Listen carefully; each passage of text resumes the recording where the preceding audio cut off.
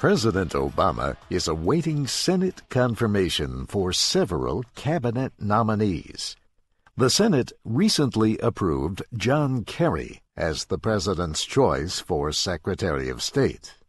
Mr. Kerry had resigned earlier as a senator from Massachusetts to become America's top diplomat.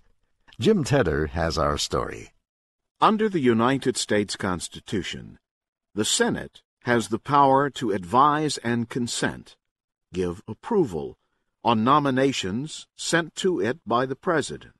For years, senators generally have let the President have the people he wanted for these jobs. But expert presidential historian Allan Lichtman says that began to change in the 1980s. Traditionally, of course, presidents usually get their way with appointments, and that remains the rule. However, since the 1980s, confirmations have become more bitter and more political.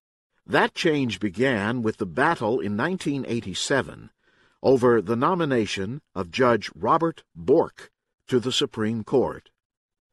Senate Democrats defeated the nomination of the conservative judge.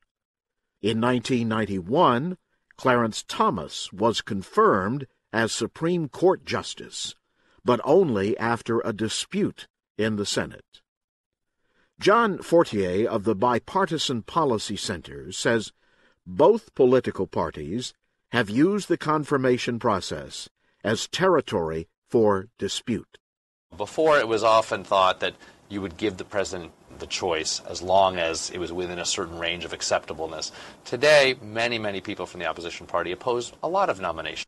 Historian Lichtman says increased confirmation battles in the Senate are another example of America's current sharp political division. He links the nomination process to a political campaign. We have now in America what I call the perpetual campaign. There seems to be no deference to a president or to presidential appointments, even in between elections. We're always campaigning, and if a nominee looks like a convenient target, why not?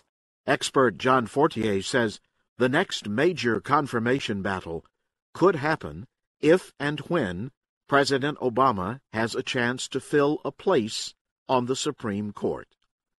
The High Court remains sharply divided, with 5 justices generally voting along conservative lines. The other 4 justices often provide more liberal opinion.